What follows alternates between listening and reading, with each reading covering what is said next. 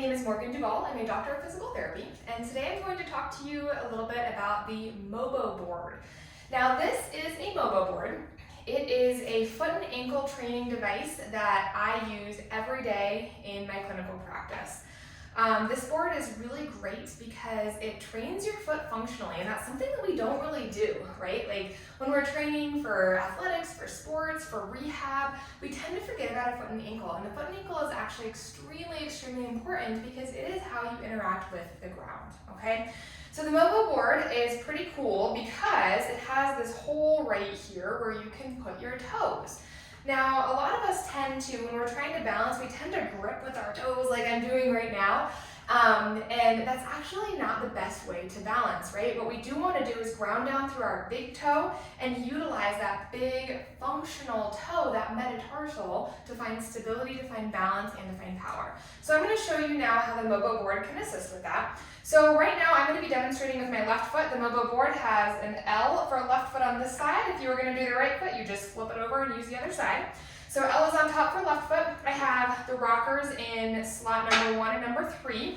I'm going to place the board on the ground, and then I'm actually going to hang onto this chair just for a little bit of balance to start. I'll place my left foot onto the Mobo Board, okay? And I'm just going to try to find some balance to start. So with the rocker slots in slot 1 and 3, if you rock your foot back and forth, you're moving into plantar flexion and inversion when you point, and dorsiflexion and eversion when you flex. So you are moving through a functional diagonal plane. There's 2 functional diagonal planes. Slot 1 and 3 is the one I just described. We'll move on to slot 2 and 4 next. All right, so I'm just going to try to balance on the Mobo Board and not let the edges touch the ground at all. This is challenging because the board wants to rock, and I really have to stabilize through my big toe to find balance here. All right, so I want you to balance here for about 30 seconds. Then place your hand back on your chair or your stable surface and start to point and flex your foot into those 2 diagonals we discussed, plantar flexion and inversion, dorsiflexion and eversion.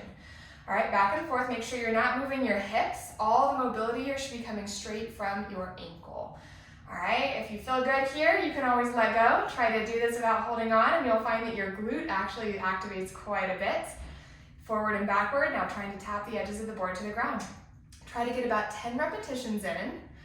All right, and then find your way back to balancing on the board. Okay, challenge, if this was already tough for you, go ahead and take a break. You don't have to move on, but if you're feeling pretty good, stay with me. Without touching your stable surface, hands to your chest, to your heart center, and you're gonna twist your body forwards to one side, and then backwards to the other side, nice and slow, all while trying to balance on the board. Ooh, easier said than done, right? You might fall off of it like I did, that's okay. Come right back and twist 10 times side to side. Now your glutes should be on fire at this point, mine certainly is, so after you've done about 10 twists, go ahead and step down, whew, shake it out, and hey, let's do the other side, all right? So you're gonna get down and switch your Mobo Board from slot 1 and 3 to slot 2 and 4. We'll now be moving into plantar flexion with eversion and dorsiflexion with inversion. For me, this diagonal is actually a little bit more awkward. I think for most people it probably is. All right, so we are going to, once again, step up and balance on the board. All right, you'll find your balance. Try to not let the edges of the board touch the ground. About 30 seconds. And then once you've found your balance here, you might place your hand back on your stable surface, point and flex, tapping the edges of the board to the ground. All right, now for this exercise, make sure, once again, that you're not moving your hips. All the mobility here is happening at your ankle. If you feel pretty good, you can let go and try to point and flex without holding on.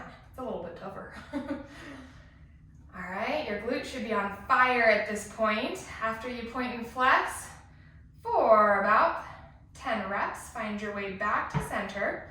Find that balance. Hands to heart center, engage your core, and start to twist from one side to the other.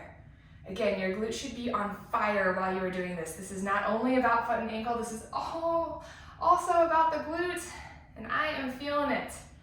Back and forth, training the little muscles on your foot to stabilize, training your glutes proximally to stabilize up the chain. All right, about 10 twists, and and then we are going to step down, shake it out, flip your Mobo board over, and do the same thing on your other foot, okay?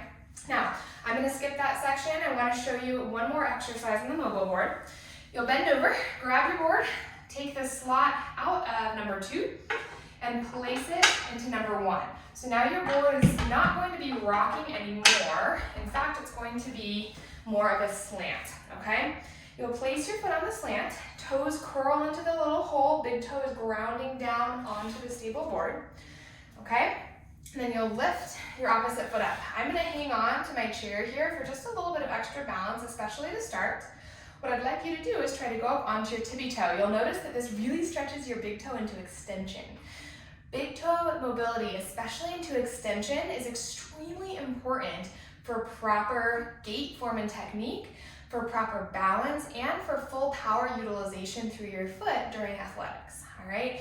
I like to see at least 60 degrees of big toe extension in clinic. If you don't have that much, you'll probably have some sort of compensatory mechanism in your gait, possibly a loss of dorsiflexion, possibly some circumduction, because you can't quite bend your foot enough to move through the stance phase of gait, okay? So this exercise is super important because not only does it strengthen your calf and your ankle stabilizers, but it also stretches your big toe into extension, okay?